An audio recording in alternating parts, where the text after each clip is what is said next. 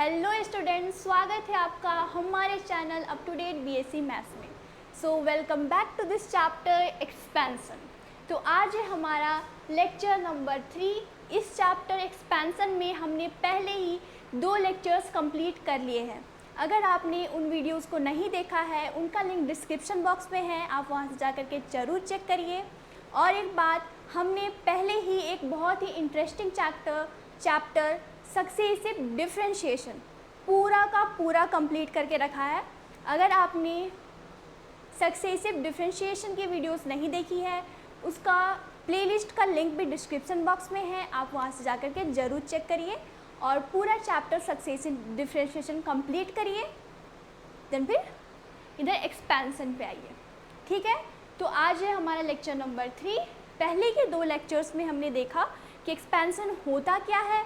हमने कुछ standard functions के एक्सपेंशन भी निकाले हैं, वो भी मैक्लॉरेंस थ्योरम का यूज़ करके, ठीक है। और मैंने कहा है, बार बार कहा है कि आप स्टैंडर्ड फंक्शंस के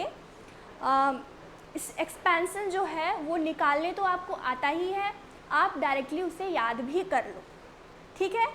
तो हम पिछले 2 लेक्चर से बस यही कर रहे थे कि हमें मैक्लॉरेंस थ्योरम का प्रूफ करना है। आज हम सबसे पहले मैक्लॉरेंस थ्योरम का प्रूफ करेंगे, जो कि एग्ज़ाम पॉइंट ऑफ व्यू से भी बहुत ही ज़्यादा इम्पॉर्टेंट है, ठीक है। तो थ्योरम प्रूफ करने से पहले, कोई भी थ्योरम जब आप प्रूफ करते हो तो सबसे पहले 2 से 3 बार स्टेटमेंट अच्छे से पढ़ लो कि स्टेटमेंट हमें कहना क्या चाह रहा है। हमें स्टेटमेंट ही पूरा समझा देता है कि आपको प्रूफ कहाँ से स्टार्ट करना है, ठीक है। ठीक है, हम स्टेटमेंट पढ़ना स्टार्ट करते हैं। मैक्लॉरेंस थ्योरम, हमारा स्टेटमेंट है, if the function F x possesses derivatives of every order. क्या मतलब है? डेरिवेटिव करना पॉसिबल है उस फंक्शन का, and can be expanded in positive integral power of x. That means हम उसे एक्सपैंड कर सकते हैं एक्स के बढ़ते हुए पावर में। देन उसका एक्सपेंशन क्या होता है हमें पता है। उसका एक्सपेंशन होता है F of 0 plus X by factorial 1 F dash 0 plus X square by factorial 2 F double dash 0 plus X cube by factorial 3 F triple dash 0 and so. हमें पता है कि मैक्लॉरेंस थ्योरम यही कहता है ना? ठीक है, ठीक है। तो क्या कहा मैंने, हम इसका आज जो है प्रूफ करने वाले हैं। हम इसका आज प्रूफ करने वाले हैं। हम और एक बार स्टेटमेंट पढ़ेंगे तो हमें पता चलेगा हमें स्टार्टिंग कहाँ से लेना है, ठीक है। इफ़ द फंक्शन, मतलब हमें फंक्शन के बिहेवियर, मतलब फंक्शन के बारे में सबसे पहले स्टेटमेंट लिखा हुआ है कि फंक्शन कैसा होना चाहिए, ठीक है। तो फंक्शन जो है उसका डेरिवेटिव करना पॉसिबल होना चाहिए और उसे एक्सपैंड करके हम पॉजिटिव इंटीग्रल पावर में हम लिख पाएंगे, ठीक है। तो उसका एक्सपेंशन ये होगा, ठीक है। तो हमें स्टेटमेंट यही कह रहा है, तो हमें तो सबसे पहले इसमें लेट करना पड़ेगा कि जो हम फंक्शन ले रहे हैं वो हमारे रिक्वायरमेंट को फुलफ़िल करे, सबसे पहली बात। तो जैसा स्टेटमेंट कह रहा है वैसा ही हम एक फंक्शन लेट कर लेते हैं। Let the function F x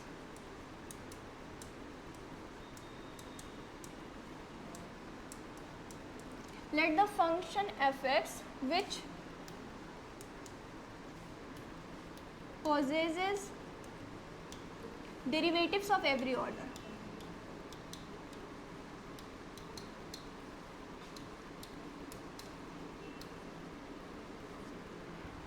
Which possesses derivatives of every order and can be expanded in positive integral power of x.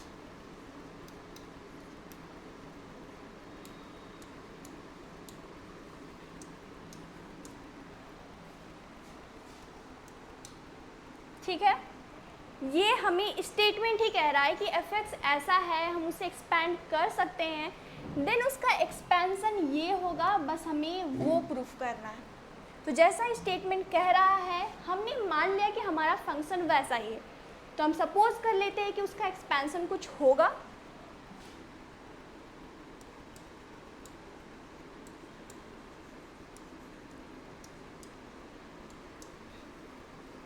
ठीक है, हम मान लेते हैं एक्सपेंसन कुछ ऐसा है कि F X is equal to A naught plus A one X plus A two X square plus A three X cube plus A four X का पावर 4।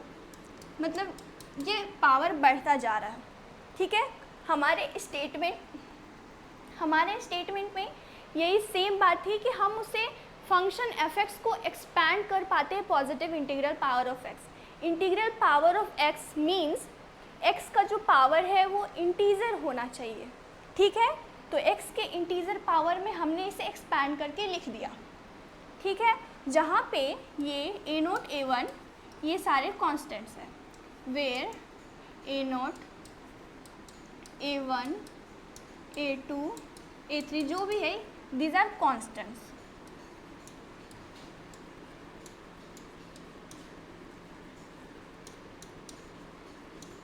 जो हमने मान लिया है टू बी डिटरमाइंड। ठीक है, तो हमने मान लिया ये हमारा इक्वेशन 1 आ गया। तो इसमें हमने मान लिया कि एफ एक्स का एक्सपेंसन कुछ ऐसा है और हमें प्रूफ करना है कि एफ एक्स का एक्सपेंसन ये होगा। इसका क्या मतलब है कि अब हमारा काम है इन स्केलर्स वैल्यू का, मतलब इन स्केलर्स का कॉन्स्टेंट्स का वैल्यू फाइंड करना ही हमारा काम अब बचा हुआ है। तो वो हम कैसे फाइंड करते हैं वो हम नेक्स्ट पेज पे काम करता है। उसके लिए ये एफ एक्स की हमें ज़रूरत पड़ेगी।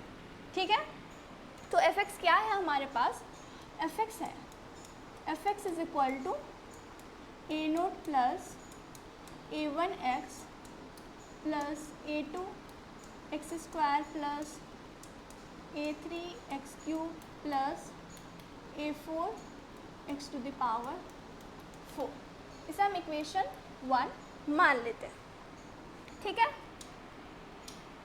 देखो अब हमें हमारा काम है सिर्फ इन कॉन्स्टेंट्स का वैल्यू फाइंड करना।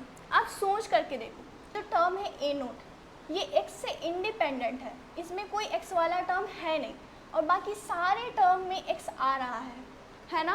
तो अगर हम x का वैल्यू 0 पुट कर दें तो बाकी सारा टर्म 0 हो जाएगा, बस ए नोट बच जाएगा। वहाँ से हम ए नोट का वैल्यू डायरेक्टली निकाल सकते हैं, है ना। समझ में आ रहा है मैं क्या बोल रही हूँ। ठीक है, तो हम यहाँ पुट कर देते हैं x का value 0, then putting x equals to 0। x equals to 0 put किया हमने इक्वेशन 1 में इन 1। ठीक है, तो क्या मिलता है हमें देखते हैं हम। तो जब हमने पुट किया तो यहाँ मिला F of 0 is equal to A naught plus, यहाँ 0 है देन 0 प्लस 0, मतलब बाकी सारा टर्म्स बाद वाला 0 होने वाला है। तो आप यहाँ से देख सकते हो कि यहाँ से F of 0 is equal to A naught हमें मिल रहा है, मतलब हमें ए नोट का वैल्यू मिल चुका है। ठीक है, अब आगे हमें और सारे कॉन्स्टेंट्स के वैल्यू निकालने हैं। अब आप सोच करके देखो, अगर ए नोट का वैल्यू हमारे निकल चुका, अब अगला काम है ए वन का वैल्यू निकालना। यहाँ पे एक्स का टर्म आ रहा है, एक्स हमें हटाना है। अगर हम पूरे इक्वेशन को एक बार डेरिवेटिव कर दें, ध्यान से सुनो मेरी बात, अगर हम पूरे इक्वेशन को एक बार डेरिवेटिव कर दें, ये एक्स वाला टर्म हट जाएगा। मेरे बात में दम है या नहीं, है ना, सही बोल रही हूँ मैं। एक्स वाला टर्म हट जाएगा, देन पीछे वाले सारे टर्म्स में एक्स आ जाएगा, उसमें हम वापस से एक्स में 0 पुट करेंगे, देन हमारा a1 का वैल्यू आ जाएगा। समझ पा रहे हो मेरी बात। तो हम करते हैं, then differentiating equation 1 with respect to x। ठीक है, विद रेस्पेक्ट टू x हम डिफरेंशिएट करेंगे। तो जब f(x) को हम डिफरेंशिएट करेंगे हमें मिलेगा f' x and A naught scalar है वो 0 हो जाएगा, and a1x then a1 plus a2 constant है, एक्स स्क्वायर का जब हम करेंगे डेरिवेटिव वो मिलेगा 2x प्लस a3 फिर से कांस्टेंट है, एक्स क्यूब का करेंगे वो मिलेगा 3x square plus a4 and 4x cube, equation number 2। अब देखो ये जो टर्म है a, इसमें x नहीं आ रहा, बाकी सारे टर्म्स में x आ रहा है। अगर हम फिर से यहाँ x की वैल्यू 0 पुट कर देंगे, ये सारा टर्म्स हमारा 0 हो जाएगा और डायरेक्टली यहाँ से a1 का वैल्यू आ जाएगा। ठीक है, पुटिंग x इक्वल्स टू 0 इन 2। तो देखो यहाँ से जब हम 0 पुट करेंगे हमें मिलेगा f dash 0 is equal to a1 plus, देखो ये टर्म भी 0 हो रहा है, उसके अगले वाला टर्म भी 0 हो रहा है, बाकी सारा टर्म 0 हो रहा है। और चाहिए क्या आपको, यहाँ से देखो डायरेक्टली वैल्यू आ ही रहा है a1 का आ रहा है f डैश 0 आ गया। a1 का भी वैल्यू हमें मिल चुका है अब, तो ये रहा a1 का वैल्यू। ठीक है, अब हमें और कॉन्स्टेंट्स के वैल्यू निकालने हैं। ठीक है, तो उसमें हम क्या करेंगे, जो हमने सेम आइडिया यहाँ लगाया हम सेम काम करेंगे। अब हमें a2 का वैल्यू चाहिए, इस इक्वेशन को और एक बार डेरिवेटिव करेंगे, x वाला टर्म हमारा हट जाएगा, फिर से 0 पुट करेंगे, हमारा काम बन जाएगा। तो अब हम इस इक्वेशन को, इक्वेशन नंबर 2 को का डेरिवेटिव करने वाले हैं।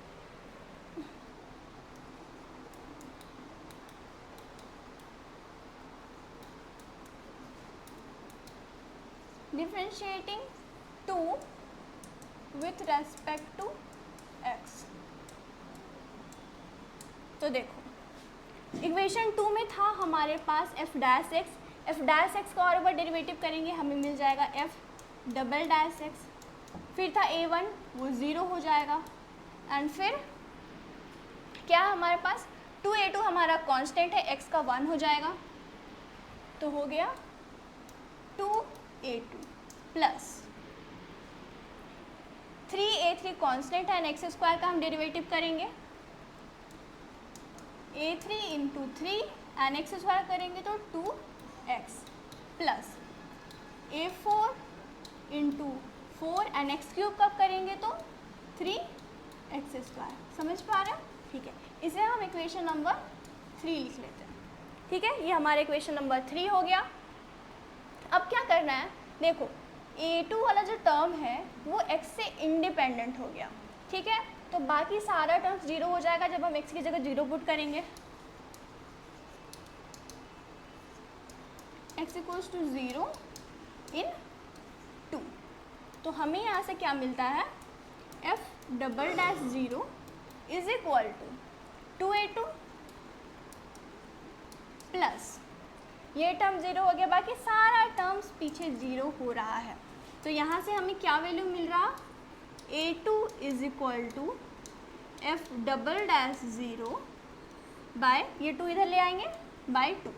इस 2 को हम लिख सकते हैं 1 इंटू 2, आराम से लिख सकते हैं, इससे इसमें कोई चेंजेस नहीं आ रहा।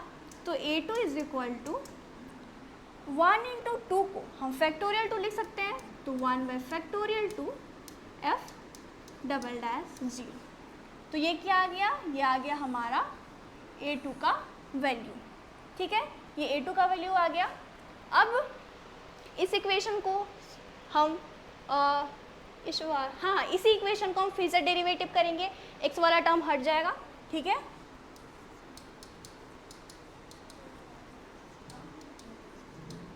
Differentiating 3 with respect to x। तो देखो हमें क्या मिलता है, हमें यहाँ से मिलेगा f triple dash x is equal to 2a2 भी 0 हो जाएगा यहाँ पे, फिर यहाँ पे a2 into 3 into 2 and x का जब करेंगे वो आ जाएगा 1 plus a4 into 4 into 3 into 2x square. ठीक है, ये 2x स्क्वायर आ रहा है, एंड फिर बाकी ऐसा टर्म्स चलते रहेगा। ये इक्वेशन नंबर 4 हो गया। अब हमें पता है इसके बाद क्या करना है, हमें पुट करना है x इक्वल्स टू 0। तो हमें क्या मिलेगा, f triple dash 0 is equal to a2। 1 into 2 into 3 को हम फैक्टोरियल 3 लिख दे रहे हैं अभी, है ना, क्योंकि नेक्स्ट स्टेप हम वही करने वाले हैं। अब आप देखो, अच्छा यहाँ पे ये स्क्वायर नहीं होगा, जब हमने एक्स स्क्वायर को डेरिवेटिव किया था यहाँ पर आया था ये 2x, फिर से वही काम, हाँ 2x, ठीक है। देन अब हम इधर 0 पुट करेंगे, बाकी सारा टर्म्स हमारा 0 होने वाला है। तो यहाँ से a3 का वैल्यू हमारा क्या आता है, a3 is equal to 1/3 f triple dash 0। तो ये हमारा a3 का भी वैल्यू आ गया, ठीक है। तो कम से कम हमने 3 टर्म्स लिखने तक का काम कर लिया है। आगे हम जितने भी वैल्यूज़ निकालना चाहें हम निकाल सकते हैं, लेकिन हमें ज़रूरत नहीं है, ठीक है। तो अब जो हमें वैल्यूज़ मिली हैं, कौन कौन सी वैल्यूज़, ए नोट का a1, नेक्स्ट पेज पे हमने a note a1 a2 a3, हमने इतने सारे वैल्यूज़ निकाल लिए। तो अब काम क्या है, अगर हमने उसका वैल्यूज़ निकाला है देन ऑब्वियसली हमें उसे यूज़ करना है। तो अब बस इक्वेशन 1 में हम वो पुट कर देंगे, ठीक है, ठीक है। तो हम पुट करते हैं,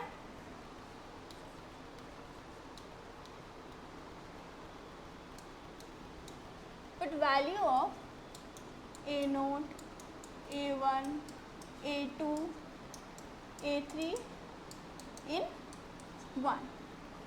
तो हमें क्या मिलता है, देखो यहाँ से हमें मिलेगा, और जब हम पुट करेंगे तो इधर एफ एक्स था हमारा लेफ्ट हैंड साइड में, एफ एक्स, एंड फिर यहाँ ए नोट था और ए नोट का वैल्यू हमने निकाला एफ ऑफ 0, ठीक है, एफ ऑफ 0 प्लस a1 का क्या वैल्यू निकाला, एफ डैश 0 इंटू एक्स था उसके साथ, प्लस a2 का वैल्यू हमने निकाला 1/2 एफ डबल डैश 0, और इसके साथ था हमारा एक्स स्क्वायर, एंड a3 का वैल्यू निकला हमारा 1/3 F triple dash 0 into x.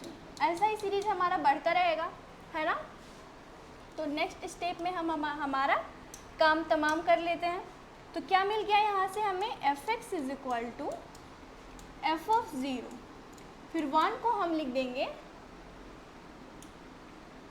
Plus X by factorial 1 F dash 0 plus X square by factorial 2 F double dash 0 plus X cube by factorial 3 F triple dash 0। यही पढ़ा था हमने Maclaurin series, और देखो आ भी गया हमारा, बिल्कुल यही पढ़ा था हमने, इतने सारे एग्जाम्पल्स कर लिए। आप तो आपको ये चीज़ याद ही हो जानी चाहिए, है ना, ठीक है। तो मैक्लोरियन थ्योरम हमने यही पढ़ा था, आप चाहो तो आप देख भी लो स्टेटमेंट, और हमने प्रूव भी कर दिया। तो इसमें हमने क्या काम किया, सबसे पहला काम है स्टेटमेंट हमारा पढ़ना। एफ एक्स के बारे में जो भी जानकारी दी हुई थी हमने वैसा लेट कर लिया, एंड देन हमें ये एक्सपेंशन प्रूव करना था। हमने मान लिया कि उसका एक्सपेंशन कुछ ऐसा होगा, ठीक है, जिसमें हमें ए note a1 a2 a3 a4 ये सारे कॉन्स्टेंट्स हैं, बस उनका वैल्यू निकालना है, एंड देन ये इक्वेशन नंबर 1 में हमें पुट करना है। तो वैल्यूज़ निकालने के लिए हमने देखा कि बाकी सारे टर्म्स में x है, इस ए नोट में x नहीं है। इसका क्या फ़ायदा है कि अगर हम x की जगह 0 पुट कर देंगे हमें ए नोट का वैल्यू आराम से मिल जाएगा, ठीक है। हमने वो भी कर लिया, ए नोट का वैल्यू हमें मिल गया। देन हमने देखा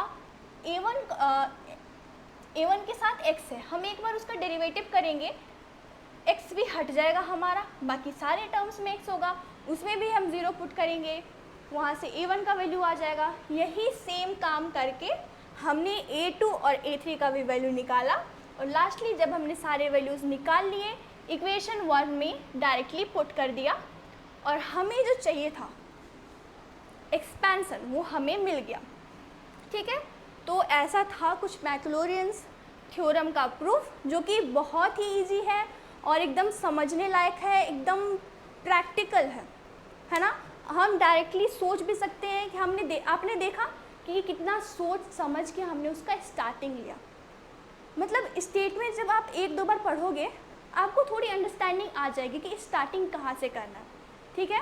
तो स्टार्टिंग हमने किया और ये थ्योरम जो है अगर मैं कहूँ तो ज़्यादा हार्ड है नहीं, आप इसे आराम से रेडी कर सकते हो और एकदम समझने लायक है, ठीक है।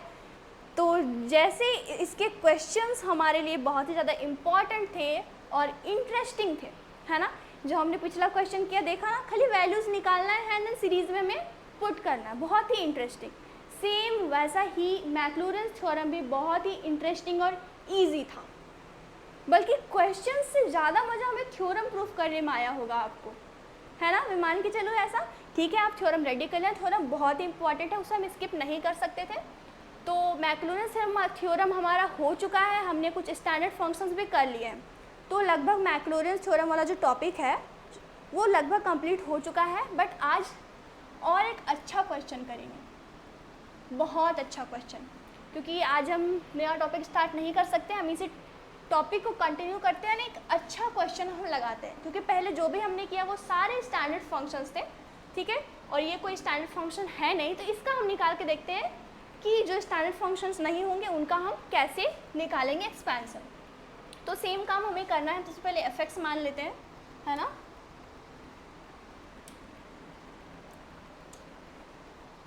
तो F X is equal to क्या है हमारा, लॉग कॉस एक्स। अब यहाँ पे सोच के देखो क्या करना है हमें। सबसे पहले बात तो हमें एफ ऑफ ज़ीरो निकालना है, हम ज़ीरो पुट करके आराम से निकाल भी लेंगे, ठीक है। चलो निकाल ही लेते हैं। F of zero is equal to log cos zero, and cos zero का वैल्यू क्या होता है 1, and log 1 is equal to 0। तो हमारे पास एफ ऑफ ज़ीरो का वैल्यू 0 आ चुका है। अब आप सोच के देखो, हम इसका और एक बार डेरिवेटिव करेंगे, फिर और एक बार हमें डेरिवेटिव करना पड़ेगा। मतलब हमारा जो फंक्शन है उसका हम अगेन अगेन डेरिवेटिव करते जाएंगे एंड टर्म्स जो है वो और ज़्यादा हैवी आते जाएगा, और फिर हम उसे नेक्स्ट टाइम डेरिवेटिव करने में हमारी थोड़ी दिक्कत आएगी, है ना। तो मैंने क्या बताया था लास्ट क्लास में, tan x के लिए जो काम हमने किया था आज हम सेम वही काम करेंगे, और वो बहुत ही फ़ायदेमंद होता है क्योंकि सारा टर्म्स जो है वो y में आ जाता है और y को सिंपली हम डेरिवेटिव करना जानते हैं, ठीक है ना। हमने हमारे पिछले लेक्चर सक्सेसिव डिफरेंशिएशन में ये सब सीख रखा है। जब वो सब सीखा हुआ था हम उसका डायरेक्टली यूज़ तो करेंगे ही करेंगे। तो हम अभी से इसे y मान के चलते हैं, ठीक है। हम इसे y मान लेते हैं। तो let y is equal to, ये हमारा फंक्शन दे रखा है log ऑफ cos x। तो जब ये y था, f ऑफ ज़ीरो हमने निकाला, तो ये हमारा y0 का वैल्यू आ गया, ठीक है। y0 का वैल्यू आ गया ये, ठीक है। जब हम इसका एक बार डेरिवेटिव करेंगे तो ये y से हमारा y1 हो जाएगा, एंड y1 हो जाएगा तो log cos x का हम log x के टाइप करेंगे, देन log x का 1/cos x, एंड अगेन हम इस cos x का करेंगे जो होता है माइनस साइन x। तो यहाँ से क्या मिला हमें, माइनस tan x, ठीक है। माइनस tan x हमें मिल चुका है। अब हम y1 में x का वैल्यू जब 0 पुट कर देंगे तो हमें क्या मिलता है, देखो tan 0, माइनस tan 0, और ये भी हमें मिल रहा है 0, ठीक है। तो ये क्या था, y1 0 था, तो y1 0 का भी हमारा वैल्यू आ चुका है 0। उसके बाद क्योंकि हमें 3 नॉन ज़ीरो वैल्यूज़ चाहिए, और एक बार डेरिवेटिव करते हैं।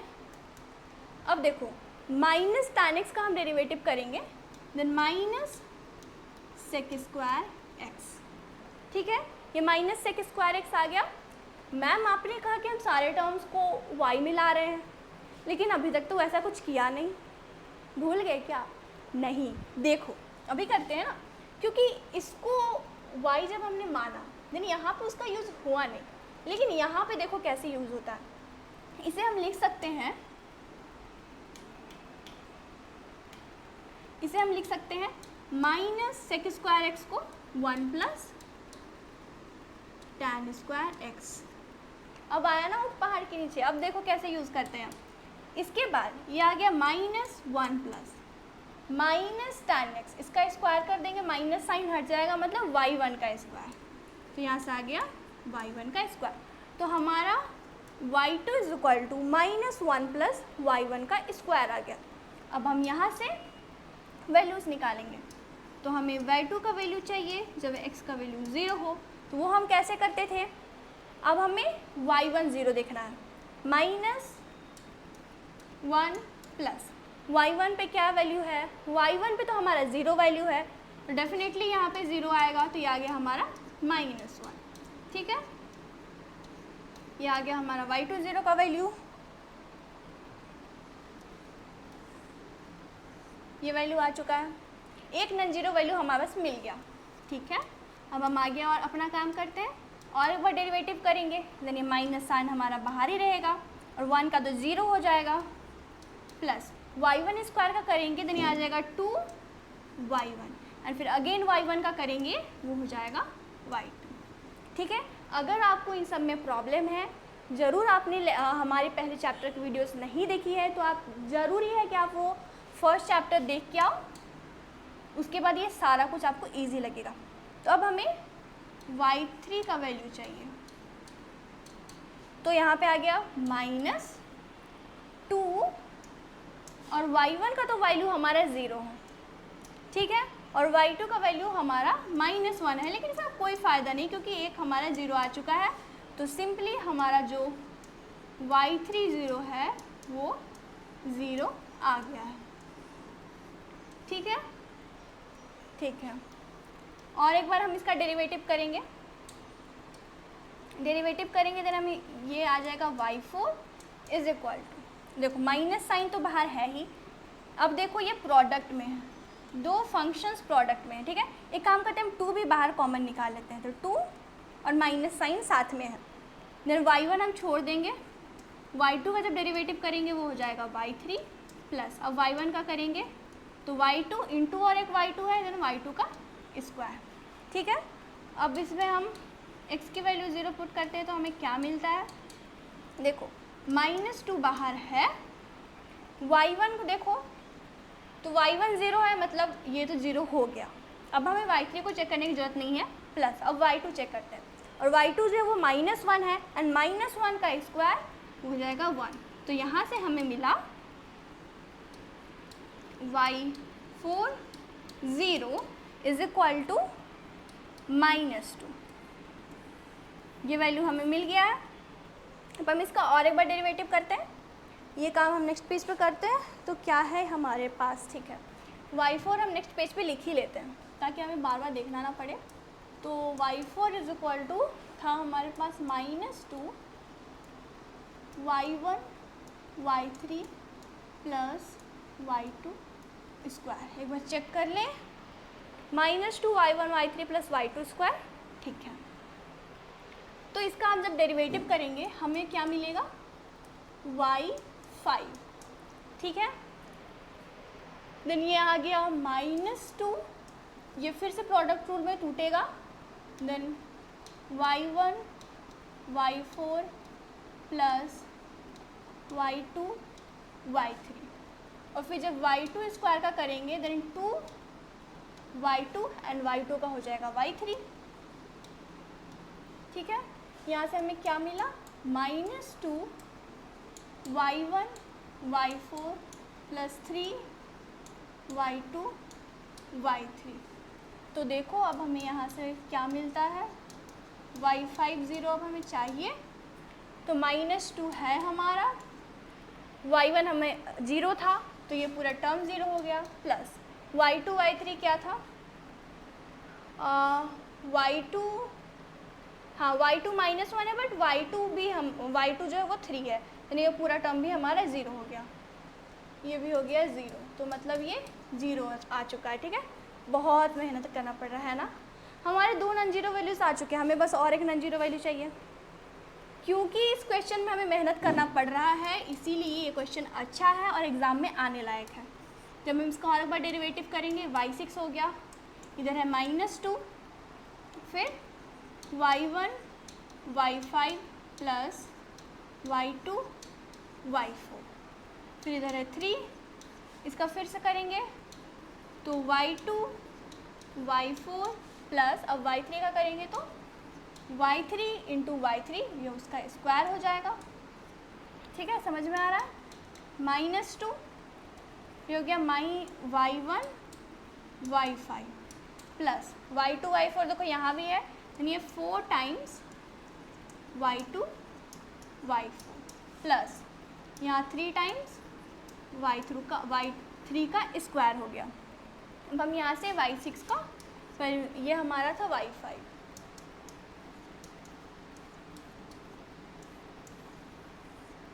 ठीक है। तो -2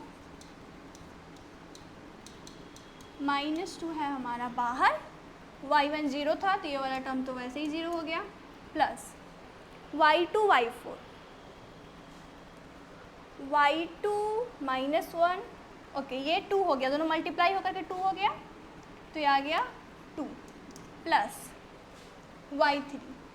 y3 हमारा 0 है तो वो टर्म भी हमारा 0 हो गया, तो यहाँ से आ गया हमारे पास 4 -4, ठीक है, -4 है। तो यहाँ से y6 0 जो है वो आ गया हमारा -4। फाइनली हमें ये नन जीरो मिला, वरना कितने टाइम्स तक हमें करना पड़ता। तो नन जीरो हमारा -4, -2 और -1। अब हम मैक्लॉरेंस थ्योरम का यूज़ करते हैं बस, तो हम नेक्स्ट पेज पे ही काम करेंगे। सो बाय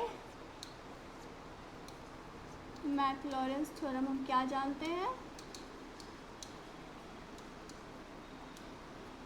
क्या जानते हैं बोलो।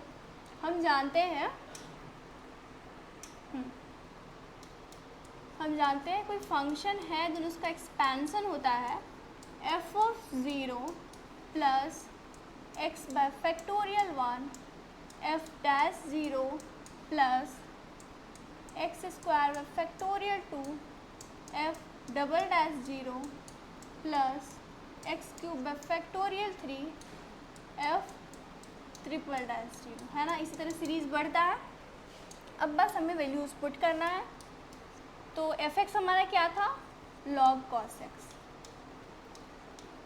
cos x था, और f(0) का वैल्यू हमारा क्या आया था, देखो यहाँ y के टर्म्स भी लिखा हुआ है, पर आप कंफ्यूज मत करना।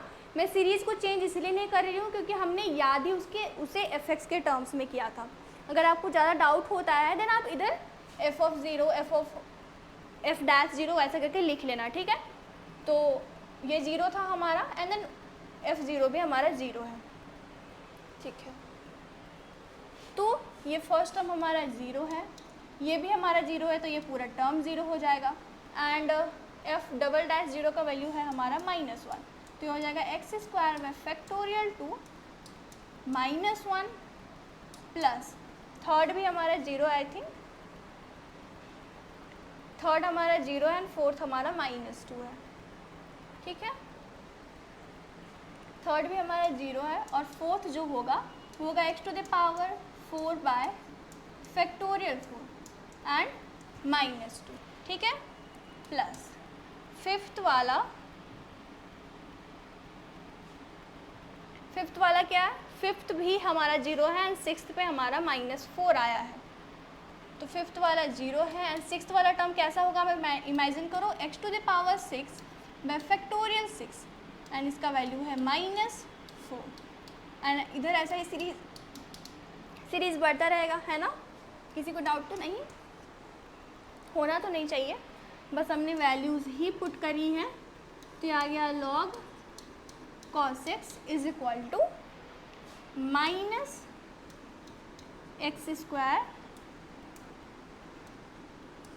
बाय फैक्टोरियल 2, और फैक्टोरियल 2 को हम क्या लिख सकते हैं, 1 × 2, और फिर ये -x⁴ इंटू 2 है इधर, और फैक्टोरियल 4 को हम लिख सकते हैं 1 × 2 × 3 × 4, ठीक है, -x⁴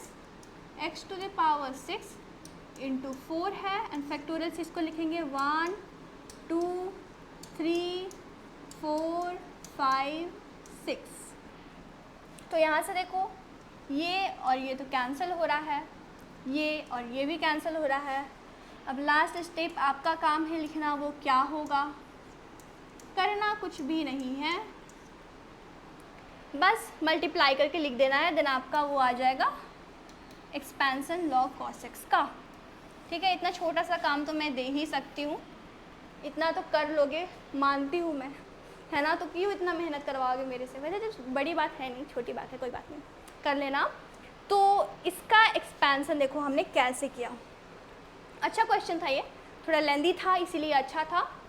सिमिलर काम किया जो हम हर बार करते हैं, एफ से स्टार्ट किया, फिर हमने देखा कि नहीं भाई बीच में तो हमारी गड़बड़ होने वाली है, डिफ्रेंशिएट करना हमारे लिए मुश्किल हो जाएगा। देखा ना हम 6th टाइम डेरिवेटिव तक गए हैं, तो कितना आप कर पाओगे, है ना। तो बेहतर ये होगा, फिर हमने सोचा कि हम y मान लेते हैं, y में सारे टर्म्स को ले आएंगे एंड डेरिवेटिव करते जाएंगे जब तक हमें 3 नॉन जीरो वैल्यूज़ नहीं मिलेंगे तब तक। जब हमारे पास 3 नॉन जीरो वैल्यूज़ मिल गए, हमने अपने काम को बंद कर दिया। बस अब मैक्लॉरेन सीरीज़ का यूज़ किया, वैल्यूज़ पुट कर दिए, जो कटना कुटना तक काट लिया एंड लास्ट स्टेप आप लिख लेना, वही इसका एक्सपेंशन होगा, है ना। साथ ही मैं और एक काम लेकर के आई हूँ, ये क्वेश्चन कैसा है, सुंदर है ना, बहुत सुंदर है, बहुत सुंदर क्वेश्चन है ये। तो ये है log 1 + e⁻x।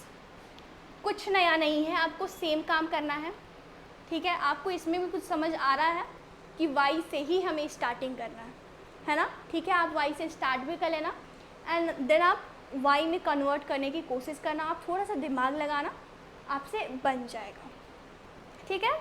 तो ये आपके लिए होमवर्क है, आप ये ज़रूर से ज़रूर ट्राई करना। मैं बार बार कहती हूँ, मेरे से क्वेश्चन बनना बड़ी बात नहीं है, मेरे से तो क्वेश्चंस बन जाएंगे, बड़ी बात ये है कि क्वेश्चंस आपसे बनते हैं या नहीं, और आपसे बनने चाहिए, ठीक है।